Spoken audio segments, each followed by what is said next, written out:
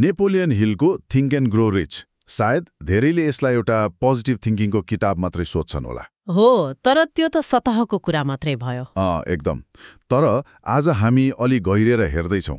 मतलब Andrew Carnegie जस्तो मान्छेले एउटा 20 वर्ष लगाएर अनुसन्धान गर्न लगाएको दर्शन के साँच्चै सोचको बारेमा मात्रै हो त? वाह, यसमा केही ठोस व्यावहारिक रणनीतिहरू पनि छन्। हो, जुन आजको डिजिटल युगमा पनि उत्तिकै काम लाग्छ कि लाग्दैन। आज हामी यही रहस्यका केही खास कुराहरू खोतल्दैछौँ। यो प्रश्न एकदमै महत्त्वपूर्ण छ, किनभने यो किताबको सुन्दरता र खतरा दुवै यही हो। खतरा? त्यो कसरी? यदि यसलाई सतहमा मात्रै पढियो भने यो जे सोच्यो त्यही हुन्छ भन्ने जस्तो सुनिन्छ, जुन अलि अपुरो सत्य हो। तर गहिराईमा जाँदा यसले हाम्रो दिमागलाई एउटा औजारको रूपमा कसरी प्रयोग गर्ने भन्ने बारे एउटा अपरेटिङ म्यानुअल जस्तै काम गर्छ।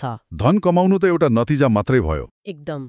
यसको मूल सिद्धान्त त विचारलाई कसरी एउटा मूर्त यथार्थमा बदल्ने भन्ने हो। त्यसो भए यही विचारलाई यथार्थमा बदल्ने यात्राको पहिलो पाइलाबाटै सुरु गरौँ न त। किताबले प्रबल इच्छा वा बर्निङ डिजायरको कुरा गर्छ।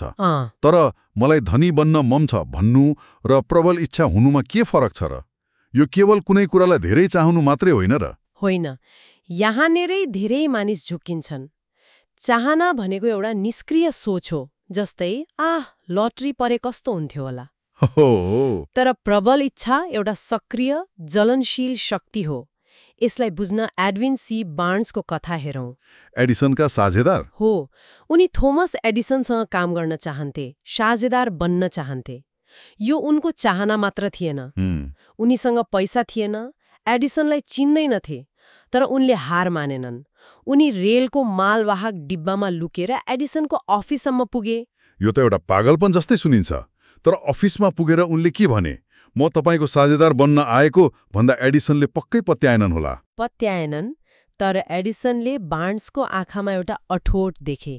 बार्न्सले भने, म तपाईँसँग व्यापार गर्न आएको हुँ। उनको हाउभाउले नै देखायो होला। हो, एडिसनले पछि भनेका छन्, उसको अनुहार हेर्दा लाग्यो यो मान्छेले आफूले चाहेको कुरा नपाएसम्म यहाँबाट हट्दैन। त्यसैले एडिसनले उनलाई भुइँ पुस्ने जस्तो सानोतिनो काम दिए। धेरै मानिस यस्तो अवस्थामा निराश हुन्थे, तर बार्न्स भएनन्। किनभने उनले आफूलाई एडिसनको साझेदारकै रूपमा हेरिरहेका थिए, जसले केवल एउटा अस्थायी काम गर्दैछ। एकदम। उनी सही अवसरको प्रतीक्षामा थिए, र त्यो अवसर आयो पनि। एडिसनले एउटा नयाँ उपकरण एडिफोन बनाएका थिए, तर उनका सेल्सम्यानहरूले त्यसलाई बेच्न सकिरहेका थिएनन्। हो, उनीहरूलाई त्यो मसिनमा विश्वासै थिएन। तर बार्न्सले त्यो अवसर देखे, अनि उनले त्यो मेसिन बेचे र यति सफल भए कि एडिसनले उनलाई देशभरि त्यसको वितरण र बिक्रीको सम्झौता दिए। त्यही सम्झौताबाट उनको भाग्य बदलियो र उनी साँच्चै एडिसनका साझेदार बने। हो, यस कथाको सार के हो भने प्रबल इच्छाले तपाईलाई केवल लक्ष्यसम्म पुग्न बाटो देखाउँदैन, यसले तपाईलाई बाटो नहुँदा पनि अगाडि बढ्ने मानसिक शक्ति दिन्छ। एडविन बार्न्सको कथाले इच्छाको शक्ति त देखायो, तर सबैको इच्छा त्यति प्रष्ट हुँदैन।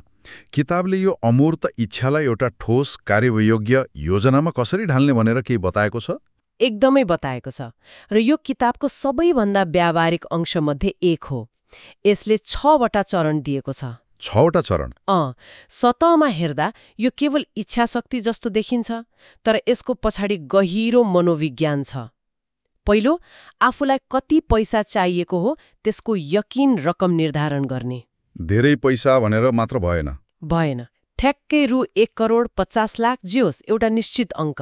अनि दोस्रो, त्यो पैसाको बदलामा आफूले के दिन सकिन्छ त्यो तय गर्ने। केही नदी केही पाइँदैन भन्ने ब्रह्माण्डको नियम हो नि। ठिक हो।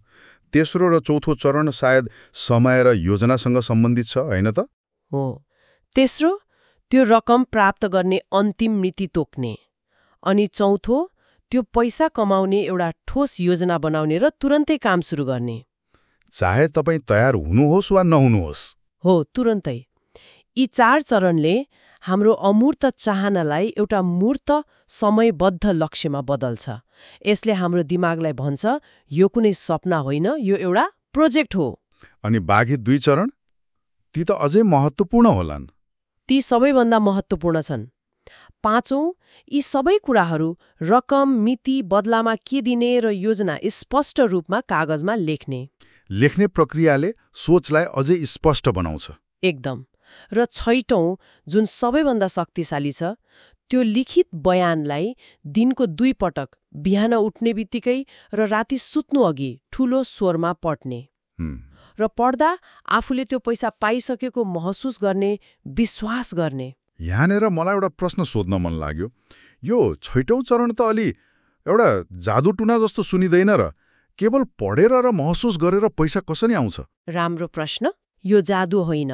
यो हाम्रो दिमागलाई लक्ष्यमा केन्द्रित गर्ने एउटा वैज्ञानिक तरिका हो। कसरी? हाम्रो दिमागमा रेटिकुलर एक्टिभेटिङ सिस्टम वा RAS भन्ने एउटा हिस्सा हुन्छ। यसको काम भनेको करोडौं सूचनाहरूमध्ये हाम्रो लागि के महत्त्वपूर्ण छ त्यो मात्र फिल्टर गरेर देखाउनु हो।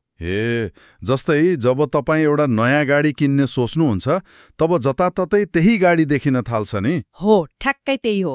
गाडीहरू पहिले पनि त्यही थिए, तर तपाईँको RAS ले त्यसलाई महत्त्व दिएको थिएन। भनेपछि?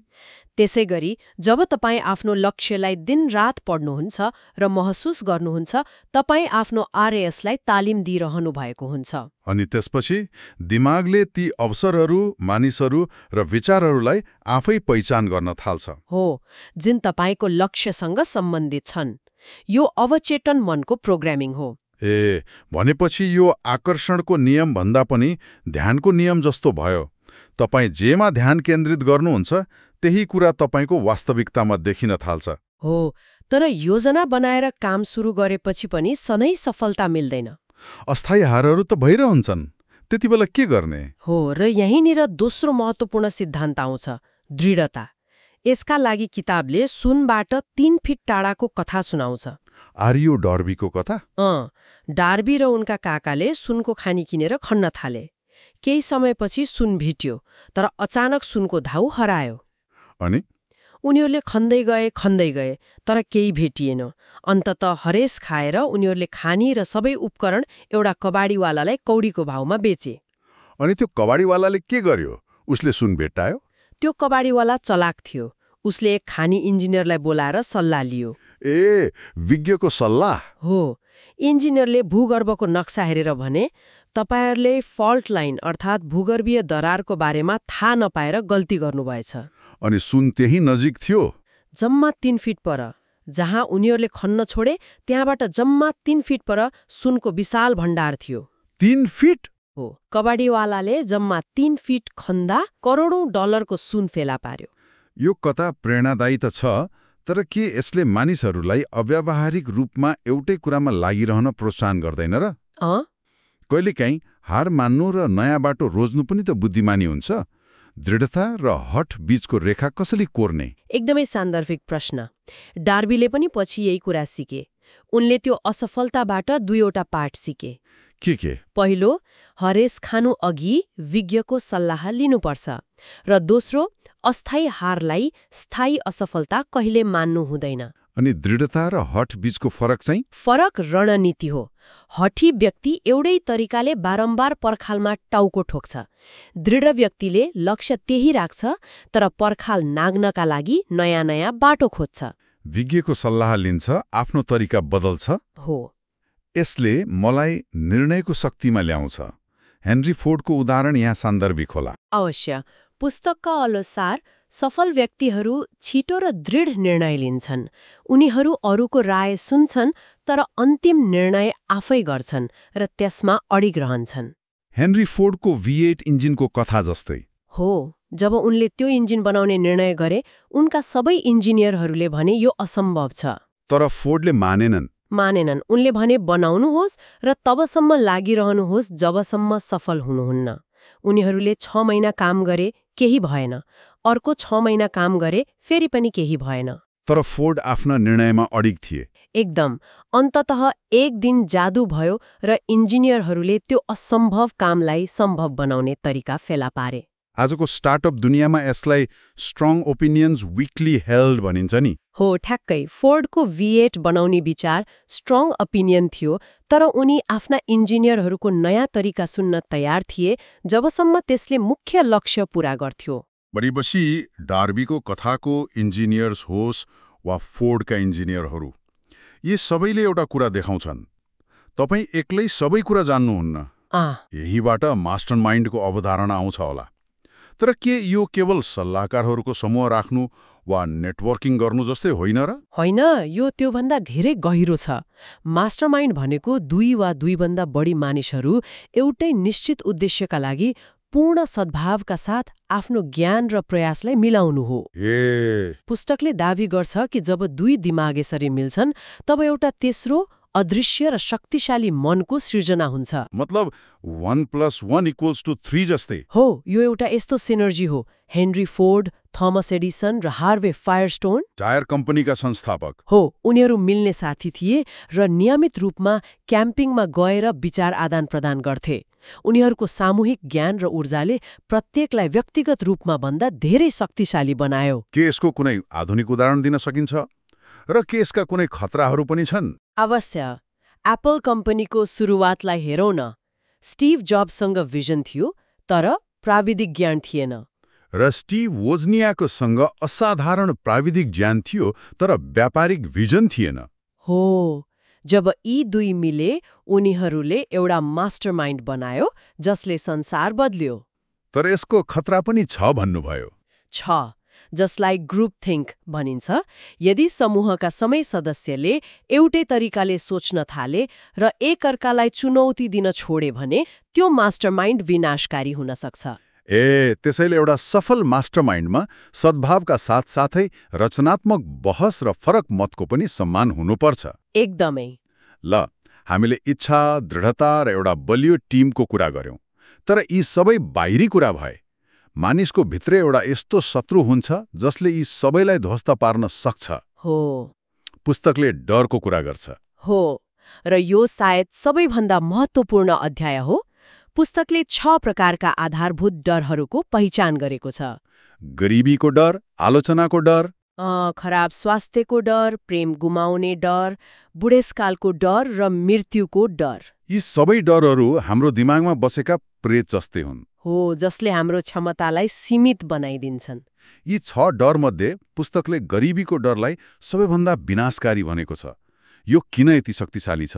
मृत्युको डरभन्दा पनि बढी। किनभने गरिबीको डरले अरू धेरै डरलाई जन्म दिन्छ। यो एउटा गेटवे डर जस्तो हो। जस्तै आलोचनाको डर किन हुन्छ?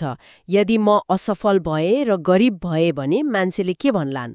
खराब स्वास्थ्यको डर किन हुन्छ? मसँग उपचार गर्ने पैसा हुँदैन कि? यसले त हाम्रो तर्क गर्ने, कल्पना गर्ने र निर्णय लिने क्षमतालाई नै पक्षघात गरिदिन्छ। हो, यो एउटा मानसिक रोग हो जसले मानिसलाई अवसर देख्नुको सट्टा हरेक कुरामा खतरा मात्र देखाउँछ। यो त निकै गम्भीर कुरा हो। त्यसो भए यसको समाधान के हो त?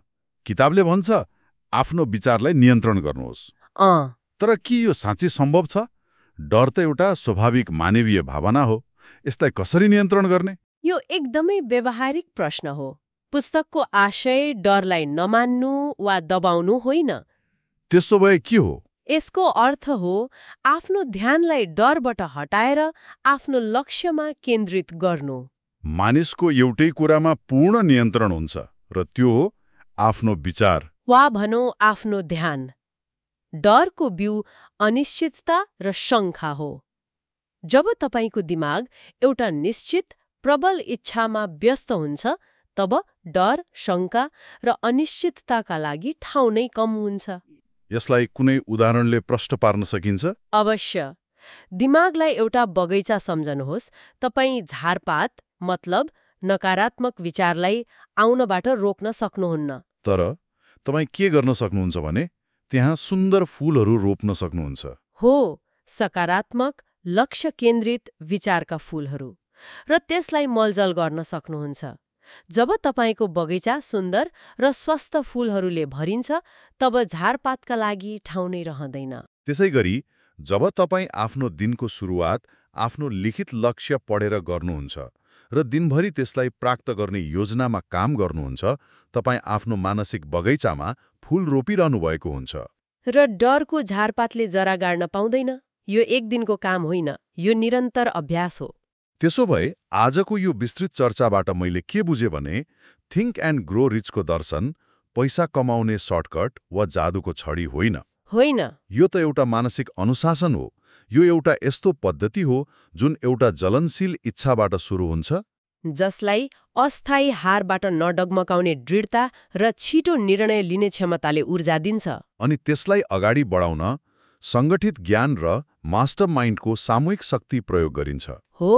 र अन्ततः आफ्ना आन्तरिक शत्रुहरू, विशेष गरी डरका विभिन्न रूपहरूलाई जितेर त्यो अमूर्त विचारलाई मूर्त यथार्थमा बदल्न सकिन्छ। ठीक हो।